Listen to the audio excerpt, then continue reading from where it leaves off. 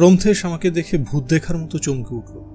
আমাকে দেখে না বলে আমি ওকে দেখা দিলাম বলেই বোধহয় ঠিক। ও আর মালবিকা গড়িয়াহাটায় একটা বড় দোকানে হাত ধরাধরি করে ঘুরে বেড়াচ্ছিল। মস্ত একটা হল নিয়ে দোকানের শোরুম। ওখানে দেশের ভিন রাজ্যের শাড়ি থেকে শুরু করে বিছানার চাদর, রেডিমেড পোশাক, এমনকি গৃহস্থলীর নানান প্রয়োজনীয় জিনিসও পাওয়া যায়। এছাড়াও আছে মনোহারি বিভাগ।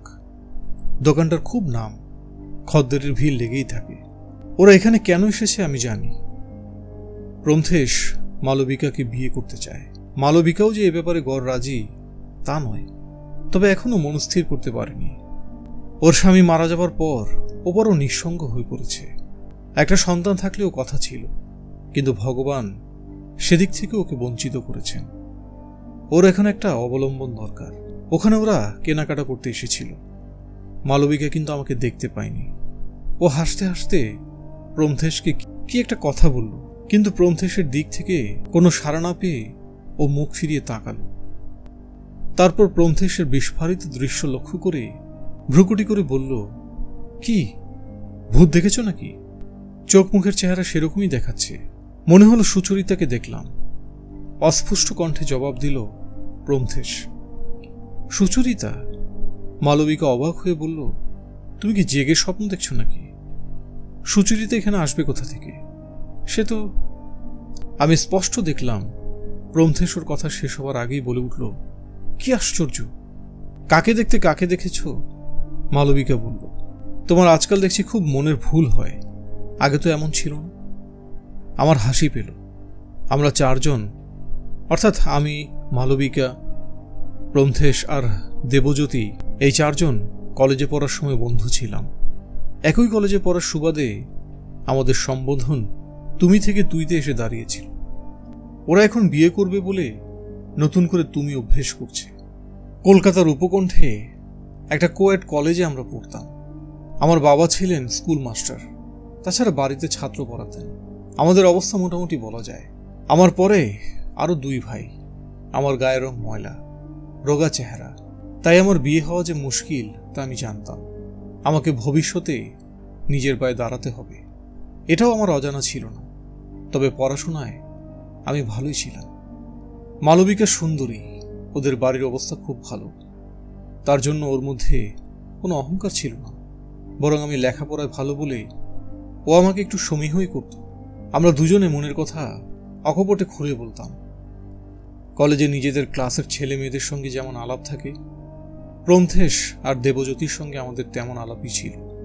পরে আস্তে আস্তে ওরা আমাদের বন্ধু হয়ে ওঠে।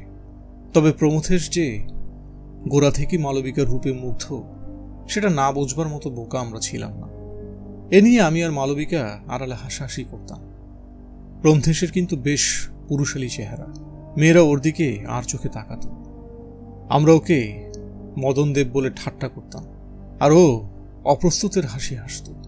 ওর বাবা রাইটার্সে কেরানির কাজ করতেন। বাড়ির অবস্থা তেমন ভালো ছিল না। দেবজ্যোতির ছোটখাটো চেহারা, কিন্তু ও ছিল খুব শার্প আর মেধাবী ছাত্র। ওর মধ্যে কোনো রকম ন্যাকামি আমি কোনোদিন দেখিনি। সব ব্যাপারে ও ছিল সিরিয়াস। ওর বাড়ির অবস্থা ছিল বেশ সচ্ছল। আগেই বলেছি, আমাদের কলেজ ছিল কলকাতার উপকণ্ঠে, আমি থাকতাম সোদপুর। মালবিকা দমদম, প্রমথেশ হালিশহর আর দেবজ্যোতি কাকিনাড়া। আমাদের কলেজ থেকে একটু দূরে একটা মাঠ ছিল, সেখানে গরু ছাগল চড়ে বেড়াতো। দু একজন রাখাল ওখানে গরু নিয়ে আসত। মাঠের এক প্রান্তে একটা পুরো মন্দির ছিল। আসলে মন্দিরের ধ্বংসাবশেষ, কিন্তু ভেতরের অংশ কিন্তু অক্ষত ছিল। গোটা 2 পিরিয়ড অফ থাকলে কিংবা কোনো কারণে তাড়াতাড়ি কলেজ ছুটি হয়ে গেলে আমরা 4 জন ওখানে চলে যেতাম। চাতালে বসে আড্ডা মারতাম আর বাদাম ভাজা খেতাম। কলেজ থেকে বেরিয়ে আমি ইউনিভার্সিটিতে ভর্তি হলাম। মালবিকার পড়ল। শুনলাম ওর বিয়ের কথাবার্তা চলছে। প্রমথেশ চাকরির জন্য উঠে পড়ে লাগলো। একটা চাকরি পেয়েও গেল। আসামের এক চা বাগানে কুলিকামিনদের সুপারভাইজারের চাকরি। ওই চা বাগানের ডাক্তার ছিলেন ওর মার মামাতো দাদা। তার সুপারিশ আর প্রমথেশের পুরুষালী চেহারা এ দুটো চাকরি পেতে সাহায্য করল ওকে। ওখানে যাবার পরেও কিছুদিন ও আমাদের সঙ্গে যোগাযোগ রেখেছিল। তাতেই জেনেছিলাম ওর সেই মামাবাবু চাকরি থেকে অবসর নিয়ে কলকাতা চলে গেছেন। ও বড় একা হয়ে পড়েছে, আর কোনো বাঙালি নেই ওখানে। তারপর আস্তে আস্তে ওর চিঠি আসা কমতে কমতে বন্ধ হয়ে গেল। দেবজ্যোতি ব্যাঙ্গালোরে ইলেকট্রনিক্স নিয়ে পড়ার সুযোগ পেয়ে চলে গেল। আমাকে ইউনিভার্সিটিতে পড়তে যেতে হতো, তাছাড়া পড়াশোনার চাপ, নানান কাজ, বন্ধুদের সঙ্গে যোগাযোগ রাখার সময় হয়ে উঠছিল না। বছরখানিক পর মালবিকার বিয়ে গেল। ও আমাদের 3 জনকে নিমন্ত্রণ করেছিল, কিন্তু প্রমথেশ আর দেবজ্যোতি আসতে পারেনি। মালবিকার ভালো বিয়েই হয়েছিল, বর ইঞ্জিনিয়ার। বিয়ের পর বরের সঙ্গে ও নাসিকে চলে গেল। কিছুদিন পরে আমি একটা চাকরি পেয়ে গেলাম। তার জন্য আমাকে প্রতিযোগিতামূলক পরীক্ষায় বসতে হয়েছিল। কেন্দ্রীয় সরকারের মানব সম্পদ মন্ত্রকের অধীনে সমাজ কল্যাণ বিভাগে চাকরি। গোটা পূর্বাঞ্চলের সদর দপ্তর হলো কলকাতায়, সেখানে আমার পোস্টিং। তবে বাইরে বাইরে ঘুরতে হবে, বিশেষ করে যেসব অঞ্চলে অনুন্নত সম্প্রদায় মানুষের বাস, সেখানে তাদের মধ্যে গিয়ে উন্নয়ন পরিকল্পনা নিয়ে কাজ করতে হবে। আমার পদ হলো ফিল্ড অফিসার। কয়েক মাস শিক্ষানবিশ থাকার পর আমাকে ফিল্ড ওয়ার্কে যেতে হলো। বছর 2 কেটে গেল। তারপর আমার কাজ পড়ল আসামের এক চা বাগানে, যেখানে কুলিকামিনদের অধিকাংশই আদিবাসী বা অনুন্নত সম্প্রদায়ের অংশ। তাদের আর্থিক এবং সামাজিক অবস্থা খতিয়ে দেখে আমাকে একটা রিপোর্ট দাখিল করতে হবে। এই সম্প্রদায়ের মধ্যে শিক্ষা এবং নানান রকম সামাজিক সুযোগ সুবিধা বিস্তারের সুপারিশ থাকবে সেই রিপোর্টে। ওই চা বাগানেই কাজ করে প্রমথেশ। কলকাতার আপিস থেকেই ওখানে আমার থাকার ব্যবস্থা হলো। তাছাড়া ওখানকার আঞ্চলিক দপ্তরের সঙ্গেও যোগাযোগ করা হলো, যাতে আমার কোনো অসুবিধা না হয়। আমি অবশ্যই প্রমথেশকে চিঠি লিখে আমার ওখানে যাবার কথা জানিয়ে দিলাম। আমি কিন্তু একা যাইনি, আমার সঙ্গে আরো 2 জন সহকর্মী ছিল। তারা অবশ্যই পুরনো কর্মচারী এবং অভিজ্ঞ। ওখানে পৌঁছে দেখলাম চা বাগানটা শহর থেকে বেশ দূরে।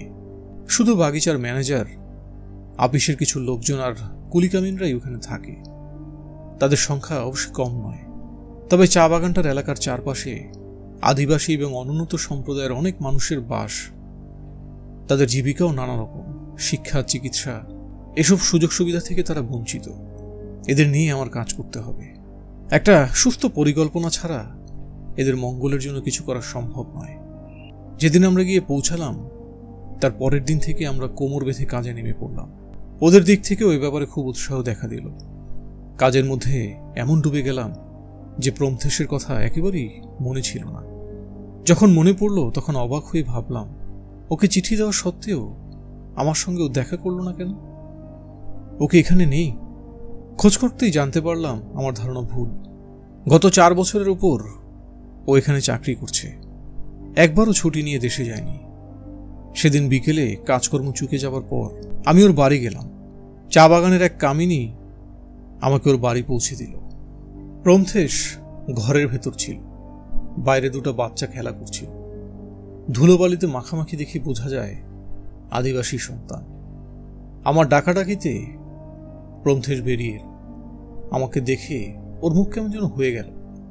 আমি দেখলাম ওর রং ময়লা হয়ে গেছে, চেহারা আগের মতো জৌলুস নেই, রোগাও হয়েছে।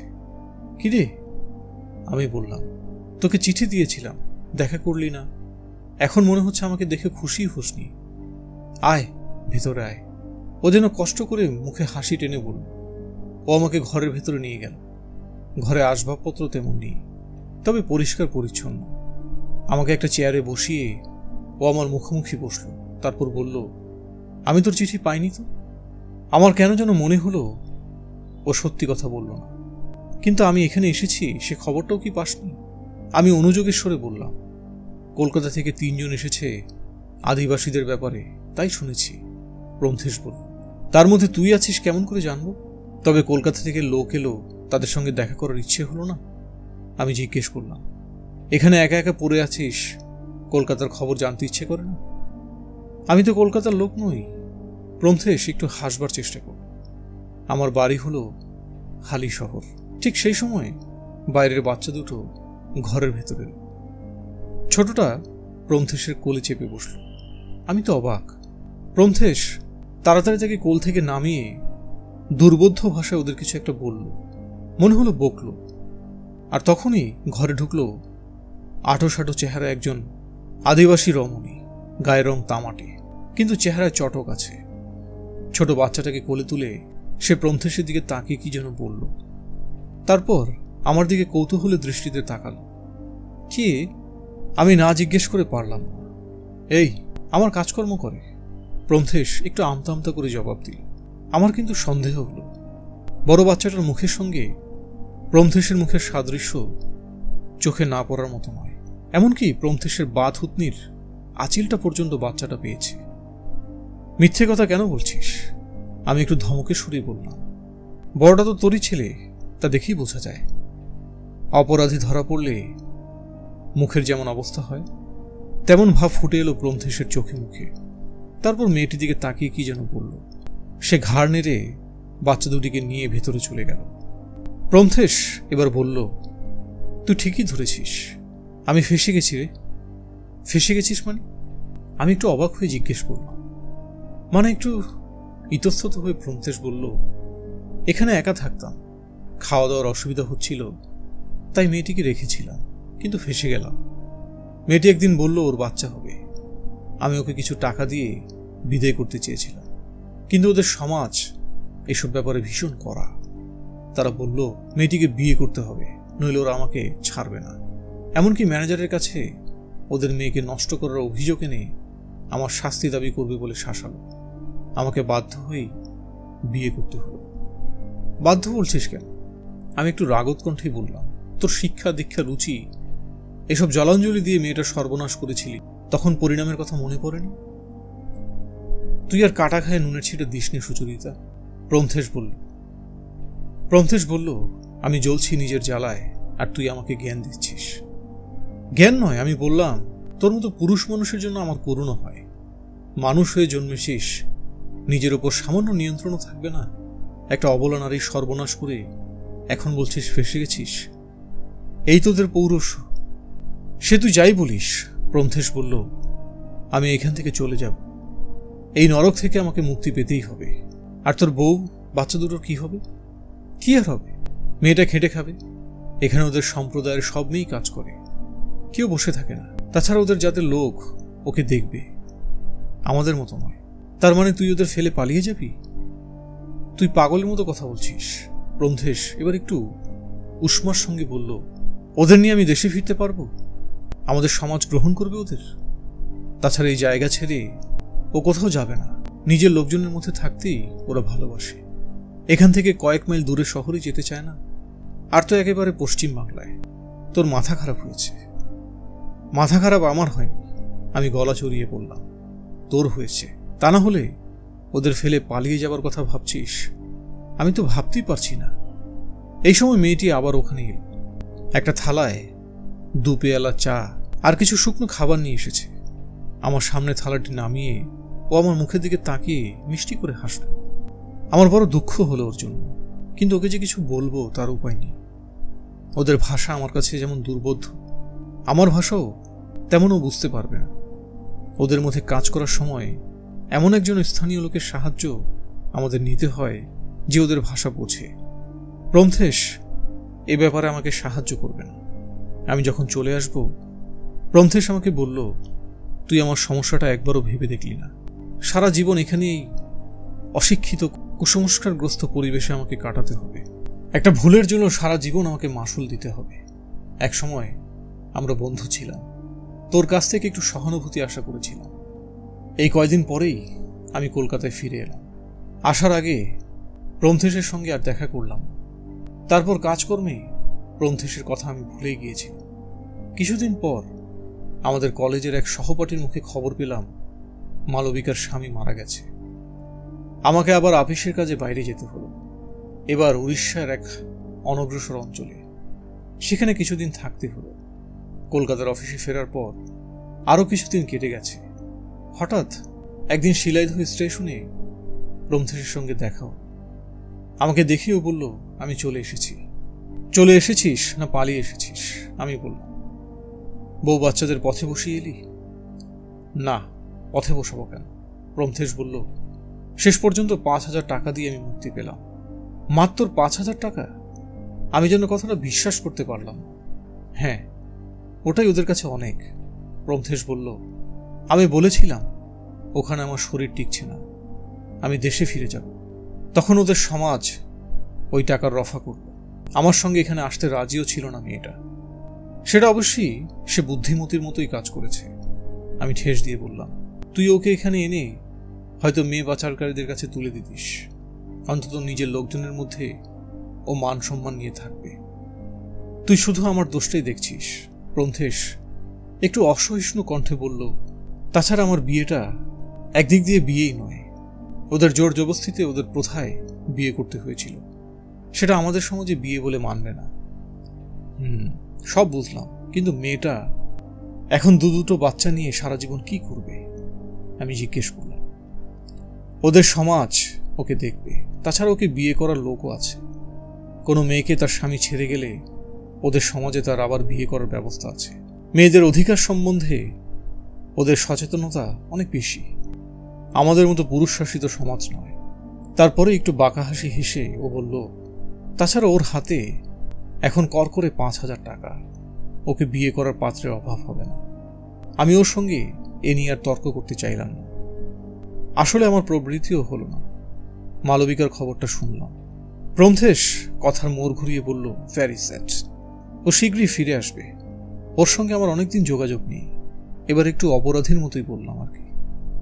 বিদায়ের আগে প্রমথেশ আমাকে বলল, তোর কাছে আমার একটা অনুরোধ আছে, বল রাখবি? না শুনে কি করে বলি? আমি জবাব দিলাম, পুরনো বন্ধুত্বের খাতিরেই তোকে অনুরোধ করছি। চা বাগানের ঘটনা তুই কাউকে বলবি না। আমি অন্যায় করেছি, তার জন্য শাস্তিও পেয়েছি। তুই এ নিয়ে আর জল ঘোলা করিস না, দেখা যাবে। আমি জবাব দিয়েছিলাম। তারপরেই আবার আমাকে ফিল্ড ওয়ার্কের জন্য বেরোতে হলো। কিছুদিন ব্যস্ততার মধ্যে কাটল। কলকাতায় ফিরে এসে মাস কয়েক বিশ্রাম।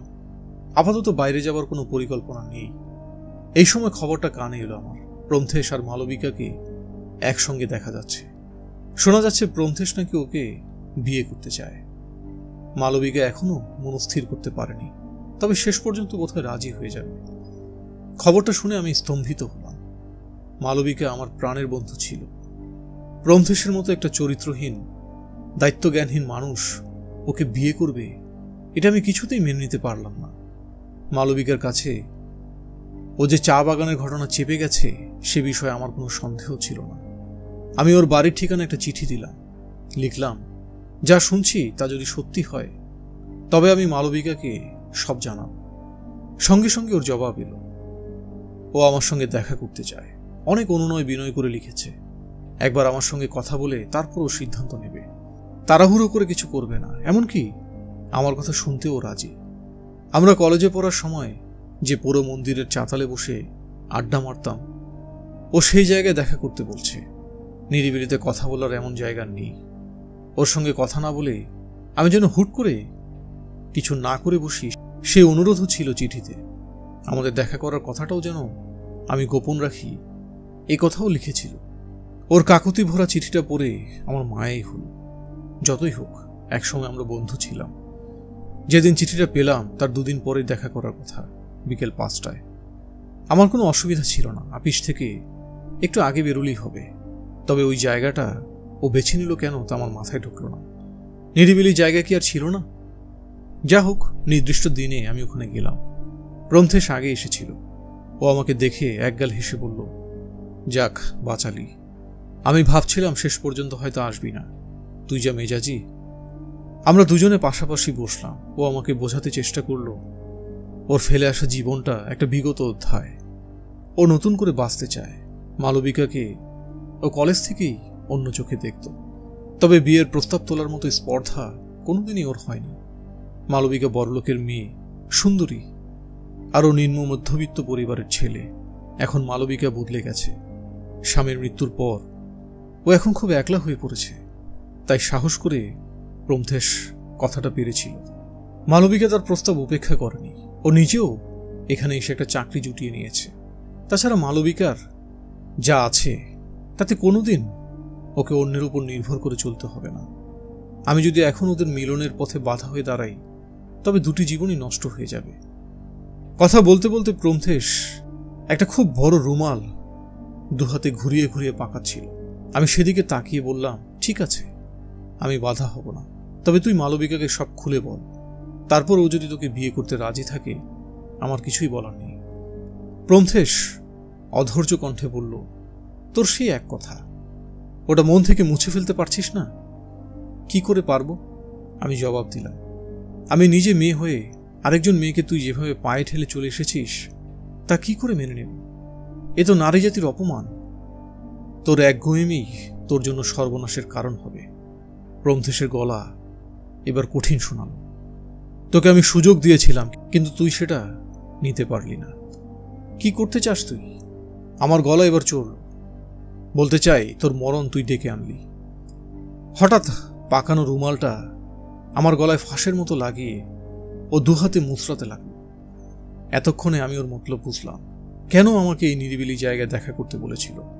তাও আমার কাছে স্পষ্ট হয়ে গেল, এখানে ওর কুকীর্তির কোনো সাক্ষী থাকবে না। কিন্তু এই উপলব্ধিটা বড় দেরিতে হলো আমার। ও শক্তিমান পুরুষ, বলিষ্ঠ দুহাতে রুমালের দু প্রান্ত ধরে ও টানছিল। আমার বাধা দেবার কোনো ক্ষমতাই ছিল না। আমার দম বন্ধ হয়ে আসছে, চোখ দুটো যেন ঠেলে বেরিয়ে আসছে, জিভও বেরিয়ে আসছে। তারপর আর কিছুই আমার মনে নেই। যখন আমার হুঁশ হলো, দেখলাম আমার হালকা শরীরটা শূন্যে ভাসছে, আর আমি যখন বেঁচে ছিলাম সেই শরীরটা মাটিতে নিসারে পড়ে আছে। প্রমথেশকে দেখতে পেলাম না। এরপর আরো একটু কাহিনী আছে। আমার মৃতদেহ পরদিন সকালে একটা কিশোর ওখানে গরু চড়াতে গিয়ে ওখানকার লোকদেরকে খবর দেয়। পুলিশ আসে। প্রমথেশকে কেউ দেখেনি, তাই তাকে সন্দেহ করার কোনো কারণ ছিল না। আমার ব্যাগে আমার পরিচয়পত্র, আমার সব কাগজ ছিল। তা থেকে পুলিশ আমার আপিস আর আমার বাড়িতে যোগাযোগ করেছিল। কিন্তু কেন আমি ওখানে ওই পৌর মন্দিরে গিয়েছিলাম তা কেউ বলতে পারেনি। কি করে পারবে? আমি তো কাউকে প্রমথেশের সঙ্গে দেখা করতে যাবার কথা বলিনি। ওর অনুরোধ আমি রেখেছিলাম। তখন তো আর ওর অভিসন্ধি আমি বুঝিনি। আমার উপর কোনো অত্যাচার হয়নি, ধস্তাধস্তির কোনো চিহ্ন ছিল না। তাই এই খুনের তদন্তে পুলিশ বিভ্রান্ত হয়েছিল। আমার কোনো শত্রু ছিল না, প্রেমিকও ছিল না। আপিসের কাজে কোনো গোলমাল ছিল না। কোনো দিক দিয়ে এগোবার রাস্তা পেল না পুলিশ। রহস্যময় হত্যা। কাগজে কাগজে এই মন্তব্যই করা হয়েছিল। এই কাহিনী যেখানে শুরু হয়েছে, তাহলে ওপরের ঘটনার পরের অধ্যায়। 2 মাস কেটে গেছে। আমার খুনের ব্যাপারটা এখন আর কোনো খবর নয়। এই 2 মাস আমার আত্মা অনেক কষ্ট পেয়েছে, কিন্তু আমি স্থির প্রতিজ্ঞ, মালবিকার সর্বনাশ হতে আমি দেব না। প্রমথেশের মুখোশ আমি খুলে দেবই। অনেক ভেবেচিন্তে আমি একটা মতলব ঠাউরেছি। তারই প্রথম সূচনা ওই বিপণীতে প্রমথেশকে দেখা দেওয়া। ওর মানসিক সংযম আমি নষ্ট করে দেব। এমন চরম অবস্থায় ওকে আমি পৌঁছে দেব যে শেষ পর্যন্ত স্বীকার করতে বাধ্য হবে আমাকেও খুন করেছে। প্রথম দিন আমাকে দেখে ভূত দেখার মতো চমকে উঠেছিল, কিন্তু ঘটনা তো তাই। ওকে আমি বারবার দেখা দেব, ওর মানসিক ভারসাম্য নষ্ট হয়ে যাবে। ওই ঘটনার কয়েকদিন পর প্রমথেশ আর মালবিকা একটা রেস্তোরাঁয় বসে খাচ্ছিল। সূর্য অস্ত গেছে অনেকক্ষণ। মালবিকা বিয়েতে সম্মতি দিয়েছে, তবে ও একটু সময় চায়, অন্তত 6 মাস। প্রমথেশ আবার দেরি করতে রাজি নয়। ওর ইচ্ছে তাড়াতাড়ি শুভ কাজটা হয়ে যাক। ওর ভয় আছে আবার যদি কোনো বাধা আসে। ওরা খাচ্ছিল আর নিচু গলায় এই নিয়ে কথা বলছিল। হঠাৎ প্রমথেশ মুখ তুলে তাকালো, আর ওর সর্বাঙ্গ যেন হিম হয়ে গেল। ওর কয়েক হাত দূরে একটা খালি টেবিলে বসে ওর দিকে তাকিয়ে মিটমিট করে হাসছিলাম আমি। কি হলো? মালবিকা প্রশ্ন করল। কিছু দেখতে পাচ্ছ? প্রমথেশ কাঁপা কাঁপা গলায় জিজ্ঞেস করল। ওর দৃষ্টি অনুসরণ করে তাকালো মালবিকা, তারপর বলল, না তো। কি দেখার কথা বলছো? সুচরিতা। কোনো মতে উচ্চারণ করলো প্রমথেশ। সুচরিতা? রেস্তোরাঁয় চোখ বুলিয়ে মালবিকা বলল, আমার মনে হয় তোমার নার্ভের অসুখ হয়েছে, কিংবা সুচরিতার কথা সবসময় তুমি ভাবো। সেদিনও ওকে দেখার কথা বলেছিলে। তারপরে দীর্ঘ নিঃশ্বাস ফেলে বলল, অত ভালো মেয়েটা কে যে অমনভাবে ওকে খুন করলো, আর কেনই বা করলো কে জানে। ভগবান যেন এই খুনিকে চরম শাস্তি দেন। প্রমথেশের সর্বাঙ্গ কেঁপে উঠল। এরপর আরো কয়েকবার আমি প্রমথেশকে দেখা দিয়েছি। ব্যঙ্গ ভরে হেসেছি। আমি বুঝতে পারছি ওর মানসিক দৃঢ়তা আস্তে আস্তে ভেঙে পড়ছে। তারপরে একদিন আমি চরম আঘাত হানলাম। মালবিকা কলকাতার একটা ফ্ল্যাট কিনেছিল। বাপের বাড়ির সম্পত্তির অংশ আর স্বামীর টাকা পয়সা দুই ও পেয়েছিল। সেদিন রাত্রিরে প্রমথেশ ওর ফ্ল্যাটে বসে গল্প করছিল, মানে তাড়াতাড়ি বিয়ের জন্য পিড়াপিড়ি করছিল। ঠিক সেই সময় আমি দেখা দিলাম, তবে এবার প্রমথেশ নয়, মালবিকাকে। আমাকে দেখে ওর দু চোখ বিস্ফারিত হল, মুখ ফ্যাকাশে হয়ে গেল। ও ভীষণ ভয় পেয়েছে বুঝতে পেরে আমার খুব খারাপ লাগলো। আমি ডান হাতের তর্জনী ঠোঁটের ওপর রেখে ওকে চুপ থাকতে ইশারা করলাম। তারপর ঠোঁট থেকে আঙুল সরিয়ে সেটা প্রসারিত করলাম প্রমথেশের দিকে। মালবিকা যেন হতভম্ব হয়ে গেছে, কিছু বুঝতে পারছে না। কিন্তু তারপরে আমি যা করলাম তাতে ওর মুখে ফুটে উঠল বিস্ময়ের ছাপ। আমি আমার গলার দুদিকে দুটো হাত রেখে যেন কিছু দিয়ে গলায় ফাঁস দিচ্ছি এমন ভান করলাম। তারপরেই আবার আঙুল দিয়ে দেখালাম প্রমথেশকে। আস্তে আস্তে মালবিকার চোখে মুখে ফুটে উঠল উপলব্ধির চিহ্ন। আমার ইঙ্গিতটাও বুঝতে পেরেছে। আমি মিলিয়ে গেলাম। প্রমথেশ কিন্তু বকবক করেই যাচ্ছে। এত যে কাণ্ড ঘটে গেল তার কিছুই ও টের পায়নি। হঠাৎ ওকে থামিয়ে দিয়ে মালবিকা বলে উঠল, প্রমথেশ, সুচরিতা যেদিন মারা যায় সেদিন তুমি ওইখানে ছিলে, তাই না? হঠাৎ এই প্রশ্নে প্রমথেশ যেন থতমত খেল। তারপর বলল, হ্যাঁ। মানে একথা জিজ্ঞেস করছো কেন? তোমার সঙ্গে সেদিন ওর কথা হয়েছিল? আমার সঙ্গে না তো। প্রমথেশ যেন আকাশ থেকে পড়ছে এমন ভান করলো, কিন্তু ওর বলার ভঙ্গিতে এমন একটা কৃত্রিমতা ছিল যা কানে বাজে। মালবিকার মুখ গম্ভীর হয়ে গেল। ওর কপালে ফুটে উঠল গভীর চিন্তার রেখা। কি ব্যাপার? প্রমথেশ জিজ্ঞেস করল, হঠাৎ প্রশ্ন করলে কেন?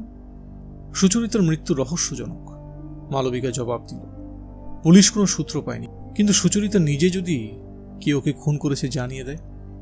মালবিকা জিজ্ঞাসাপূর্ণ দৃষ্টিতে তাকালো প্রমথেশের মুখের দিকে। তোমার কি মাথা খারাপ হলো নাকি? প্রমথেশ প্রতিরোধের কণ্ঠে বলল, মরা মানুষ কথা বলে এমন কখনো শুনিনি। তুমি তো দুদিন আমাকে বলেছিলে সুচরিতাকে দেখেছ। এই সেদিনও রেস্তোরাঁয় খাবার সময় কথা বলেছিলে। সেটা আমার মনের ভুল। প্রমথেশের গলায় আর তেজ নেই। আমিও কিন্তু ওকে দেখেছি। মালবিকা এবার দৃঢ় কণ্ঠে বলল, ও মনে হয় আমাকে বলতে চায় কে ওর খুনি। প্রমথেশের মুখ ফ্যাকাশে হয়ে গেল। ও ঢোক গিলে বলল, যত সব গাঁজাখুরি। ও আর বসল না, যেন পালিয়ে বাঁচল। এরপরেই দেবজ্যোতি এলো কলকাতায়। ও এখন একটা মাল্টিন্যাশনাল কোম্পানির ডিরেক্টর, কিন্তু স্বভাব আগের মতোই আছে। মালবিকার সঙ্গে ও দেখা করল। আমি তখন মালবিকার ফ্ল্যাটে ছিলাম, তবে অশরীরে। আমাদের কোথাও যেতে কোনো বাধা নেই। দেবজ্যোতি যে সেদিন ওখানে আসবে তা আমি জানতাম। আমাদের অনেক কিছুর ক্ষমতা আছে। যেমন এই কাহিনী আমি একজন লেখককে দিয়ে লেখাচ্ছি। তিনি এ ধরনের লেখায় সিদ্ধহস্ত, তাই তার কলমে আমি ভর করেছি। দু চার কথার পর মালবিকা দেবজ্যোতিকে সেদিনের ঘটনা খুলে বলল। আমাকে ও কিভাবে দেখেছিল সে কথা বলতে বলতে ও কেঁদে ফেলল। আমার খুব কষ্ট হচ্ছিল। দেবজ্যোতি কিছুক্ষণ গুম হয়ে বসে রইল, তারপর বলল, প্রমথেশ আমাদের বন্ধু ছিল, তবে ওকে আমি কখনোই তেমন পছন্দ করতাম না। ভীষণ স্বার্থপর। কিন্তু একটা কথা আমি বুঝতে পারছি না, সুচরিতাকে ও কেন খুন করবে? আবার এমন জায়গায় যেখানে আমরা আড্ডা মারতাম। ওই জায়গাটা নির্জন বলেই বোধ হয় প্রমথেশ ওখানে ওকে নিয়ে গিয়েছিল। কিন্তু কেন? দেবজ্যোতি বলল, সুচরিতাকে আমরা ভালোভাবেই জানতাম। প্রমথেশ বলল, আর সঙ্গে সঙ্গে ওর পেছনে পেছনে গেল এমন মেয়েও ছিল না। এর পেছনে নিশ্চয়ই একটা জটিল কারণ আছে, সেটা আমাদের জানতে হবে। কিছুক্ষণ দুজন চুপচাপ বসে রইল। তারপর দেবজ্যোতি আবার বলল, আচ্ছা, সুচরিতাকে তো চাকরির ব্যাপার আদিবাসীদের বাস এমন জায়গায় যেতে হতো। ও আমাকে চিঠিতে তাই লিখেছিল। প্রমথেশ আসামের যে চা বাগানে কাজ করত সেখানে আদিবাসী বা উপজাতি নিশ্চয়ই ছিল। চা বাগানের কুলিকামিনদের বেশিরভাগ ওদের সম্প্রদায়ের মানুষ হয়। সুচরিতাকে কি কখনো যেতে হয়েছিল সেখানে? তা আমি বলতে পারবো না, মালবিকা জবাব দিল। আমি অত দূরে থাকতাম, সুচরিতার সঙ্গে পরের দিকে আর যোগাযোগ ছিল না। তারপর আমার কপালও পুরল। দেবজ্যোতি এবার বলল, আমি সুচরিতার আপিসে গিয়ে খোঁজ নিব ওকে ওই চা বাগান অঞ্চলে যেতে হয়েছিল কিনা। যদি তাই হয় আমি নিজে যাব সেখানে, খোঁজ খবর করব। আমার মনে হয় রহস্যের চাবিকাঠি ওখানেই আছে। দেবজ্যোতির ওপর কৃতজ্ঞতায় আমার মন ভরে গেল। ও চিরকালই সিরিয়াস। যা শুরু করবে তার শেষ না করে ছাড়বে না। দিন 15 পরের ঘটনা। মালবিকার ফ্ল্যাটে দেবজ্যোতি আর প্রমথেশ এসেছে। সন্ধে হয়ে গেছে অনেকক্ষণ। প্রমথেশকে মালবিকাই খবর পাঠিয়ে আনিয়েছে। দেবজ্যোতিকে দেখে প্রমথেশ বলল, আরে দেবু, তুই কবে এলি? আমাকে খবর দিসনি তো? আমি তো তোর খবর নিতে গিয়েছিলাম, দেবজ্যোতি জবাব দিল। সময় পেলাম কই? আমার খবর? তার মানে? প্রমথেশ ভ্রু কুচকাল। মানে আর কিছু না, দেবজ্যোতি ঠান্ডা গলায় জবাব দিল। সুচরিতার মৃত্যু নিয়ে আমি আর মালবিকা আলোচনা করছিলাম। ও খুন হয়েছে আমরা যেখানে আড্ডা মারতাম সেখানে, অর্থাৎ জায়গাটার সঙ্গে পরিচিত এমন কেউই ওকে ওখানে নিয়ে গিয়েছিল। জায়গাটা নিরিবিলি, অথচ ওর কোনো শত্রু ছিল না, কারোর সঙ্গে প্রেমের ব্যাপারও ছিল না। তাই সমস্ত ব্যাপারটা আমার কাছে ধোয়াটে মনে হয়েছিল। আমি খোঁজ নিয়ে জানলাম, আসামে যে চা বাগানে তুই কাজ করতিস, সুচরিতাকে একবার সেখানে যেতে হয়েছিল। আমি তাই করলাম, অর্থাৎ ওখানে গেলাম আর তোর কীর্তি কাহিনী সব শুনে এলাম। সুচরিতাও সব জেনেছিল।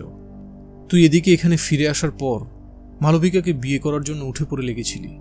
মালবিকার মুখে শুনলাম ও প্রায় রাজি হয়ে গিয়েছিল, কিন্তু বাদ সাধল সুচরিতা।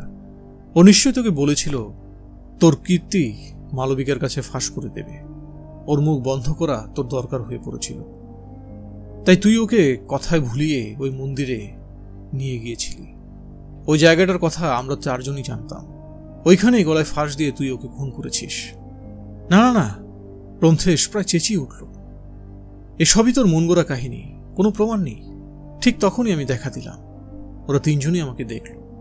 আমি ডান হাতের তর্জনী প্রমথেশের দিকে বাড়িয়ে দিলাম। তারপর তার দুটো গলায় দুপাশে এনে ফাঁস ধরে টানবার ভঙ্গি করলাম। আমার জিভ বেরিয়ে এলো। সেই বিভৎস দৃশ্য দেখে ওরা যেন হতভম্ব হয়ে গেছে।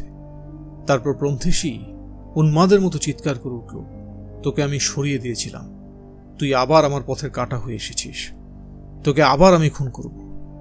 উন্মাদের মতো ও দুহাত বাড়িয়ে আমার দিকে তেড়ে এলো, যেন আমার গলা টিপে ধরবে, কিন্তু শূন্যেই ওর দুহাত রয়ে গেল। আমি ততক্ষণে মিলিয়ে গেছি। হ্যাঁ, ওকে আমি খুন করেছি, গলায় ফাঁস দিয়ে মেরেছি।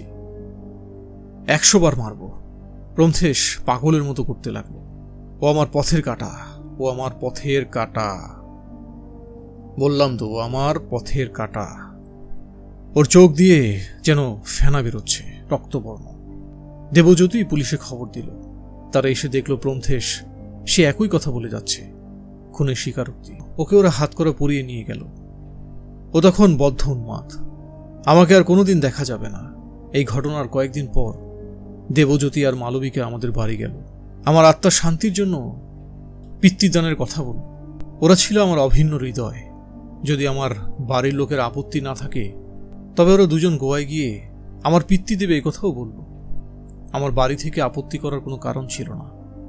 পিতৃ দেবার সময় ওরা 2জন মনে মনে প্রার্থনা করেছিল, সুচরিতা, তোর আত্মা শান্তি লাভ করুক, তুই স্বর্গধামে ঈশ্বরের চরণে গিয়ে আশ্রয় নে, ওটাই তোর জায়গা।